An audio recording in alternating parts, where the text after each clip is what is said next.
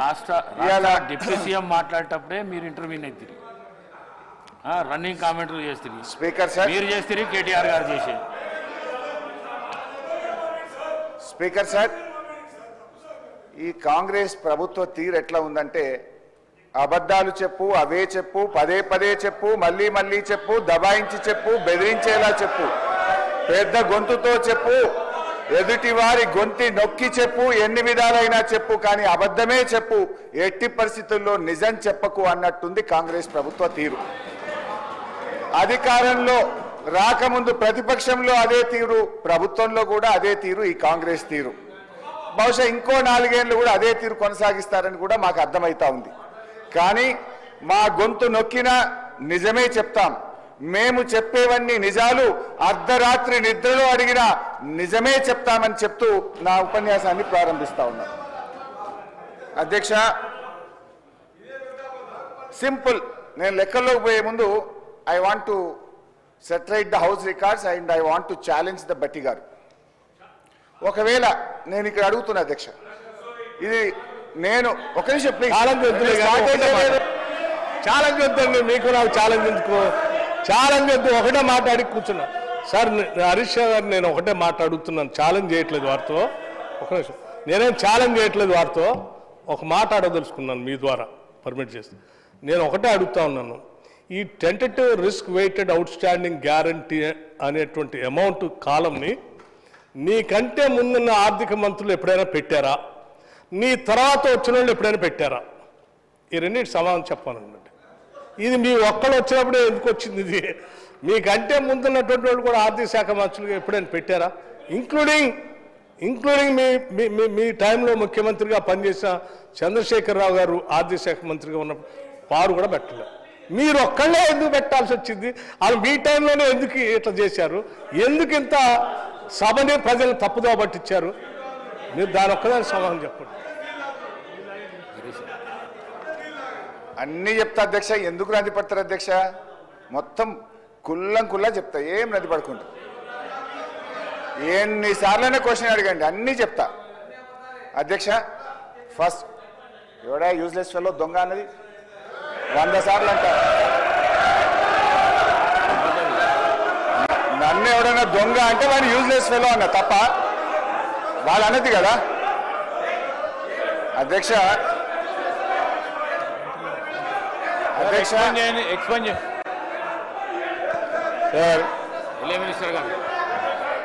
గౌరవనీయులు హరీష్ రావు గారు వారు మాట్లాడింది, వారు మైక్లో మాట్లాడలేదు సార్, ఎవరికి కూడా వినపడలేదు. వారు మాట్లాడింది మైక్లో వినపడదు. దాన్ని వారు తిరిగి వాపసు అన్న తీసుకురావాలి, ఎక్స్ప్లెయిన్ చేయండి సార్.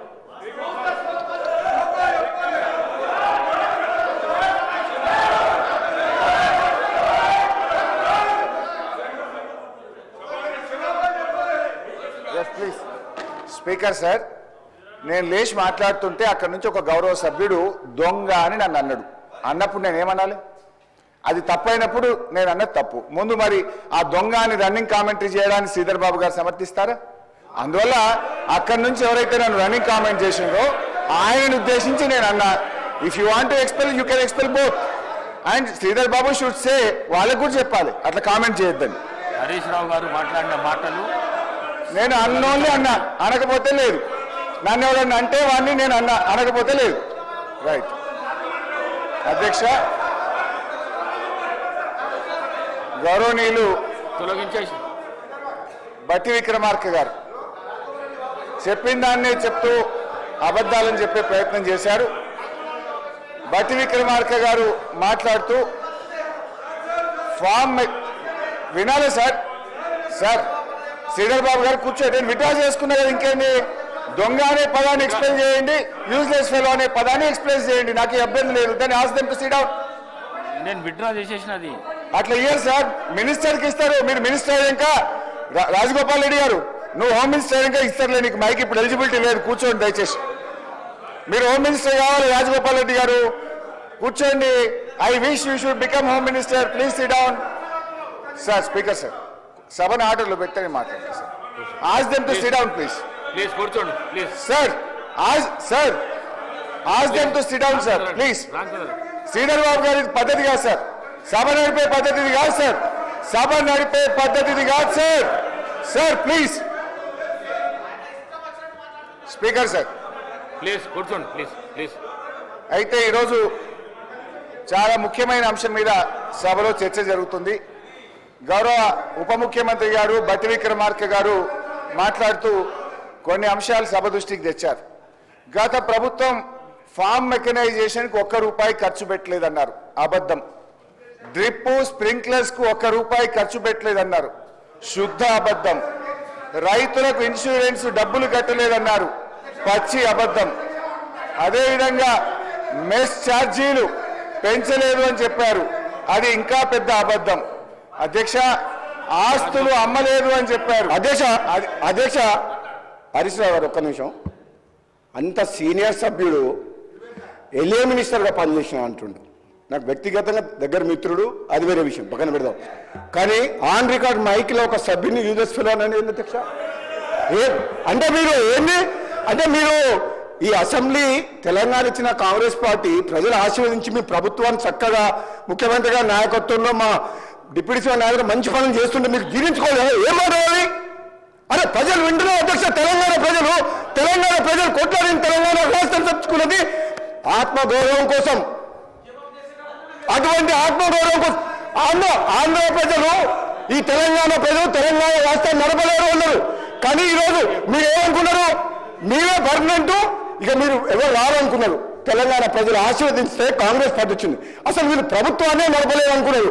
బ్రహ్మాండంగా ప్రభుత్వం నడిపి కాంగ్రెస్ పార్టీ ముఖ్యమంత్రి గారి నాయకత్వంలో బ్రహ్మాండంగా మంచి పనులు చేస్తుంటే జీర్ణించుకోలేక అసహనంతో ఒక సభ్యుని పట్టుకొని యూజ్లెస్ ఫెలో అని అంటున్నారంటే క్షమాపణ చెప్పాలి అధ్యక్ష, క్షమాపణ చెప్పాలి అధ్యక్ష. అది చాలా అన్యాయం. ఎందుకంటే ఈ సభ గౌరవాన్ని ఒక సీనియర్ సభ్యుడు ఆ విధంగా సభ్యులు ఉద్దేశించి మాట్లాడుతుంటే తెలంగాణ కోసం పోరాడింది మీరు ఒక్కరు అనుకుంటే తెలంగాణ రాలే. ఇది ఇచ్చిన తెలంగాణ కాంగ్రెస్ పార్టీ. ఈ తెలంగాణలో మీరు ఏం మాట్లాడినా నడుస్తుంది ఇన్ని రోజులు అనుకుంటూ ఇక మీరు ఆటలు సాగవు. తెలంగాణ ప్రజలు కాంగ్రెస్ పార్టీని ఆస్వాదించిండు.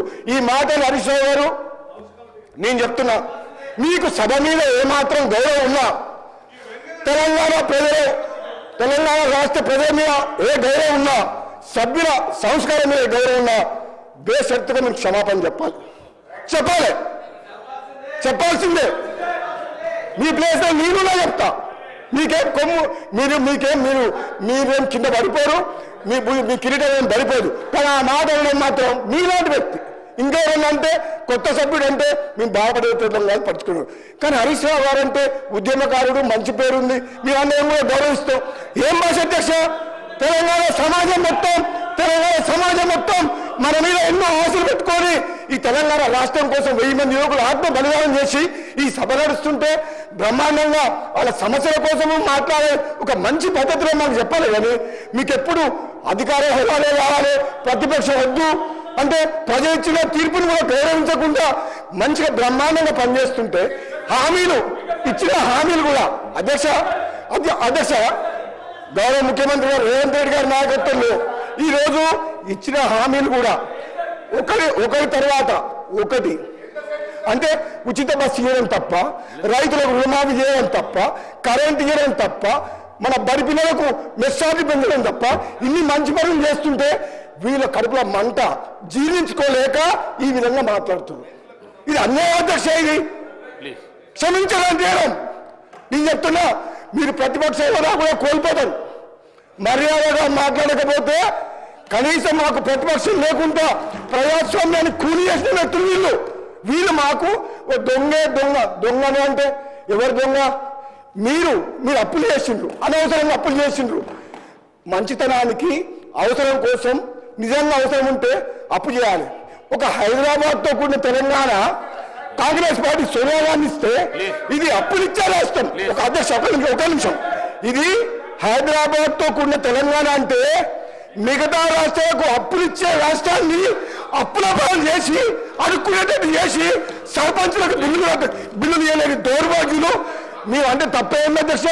దొంగ అంటారు, బయట తిడుతున్నారు, దొంగపోతే దొంగతనం చేసి దోసుకుంటే ఏమని పిలవాలి? ఇప్పుడు ఎట్లుందంటే వాళ్ళ నీతి ఎట్లుందంటే దొంగనే మమ్మల్నే దొంగ దొంగ అంటుండు. ఇంకేం చెప్పాలి అధ్యక్ష? దొంగతనం చేసింది వాళ్ళు, రాష్ట్రాన్ని దోసుకున్నది వాళ్ళు, మమ్మల్ని దొంగతనం దొంగ అనకుండా ఇంకేమంటే అధ్యక్ష? హరీష్ రావు గారు ఒక్కటే మరి చెప్తున్నారు, మీరంటే గౌరవం ఉంది, మీరంటే గౌరవం ఉంది, మీరంటే గౌరవం ఉంది, కానీ మాత్రం ఆ ఓడు మీరు వెనక తీసుకోవాల్సిందే, లేకపోతే మీ హౌస్ నడవలేం అధ్యక్ష. హౌస్ నడవలేం, రోజు రోజు మిట్టి వెళ్ళిపోతుంది, రోజు రోజు మీకు చేస్తుంది, మిట్టి వెళ్ళిపోతుంది. కంట్రోల్ చేయాలి అధ్యక్ష, కంట్రోల్ చేయాలి. వాళ్ళు రోజు రోజు ఏమనుకుంటున్నారు? మేము భయపడతాం అనుకుంటున్నా? మేము భయపడతావా? మనం భయపడతావా? ఏంటంటే రోజు వాళ్ళ భాష ఉంది అధ్యక్ష, వాళ్ళ భాష ఉంది అధ్యక్ష. రికార్డులకు వెళ్ళి తొలగించడం అయినది. కూర్చోండి.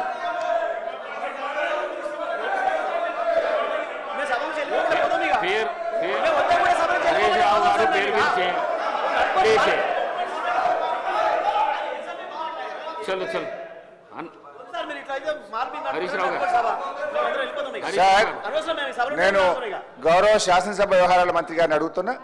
ఆయన ఇలా మైక్ లో దొంగ దొంగ అని 5 సార్లు మాట్లాడిండు. Is it permissible? అది రికార్డు నుంచి తొలగిస్తారా?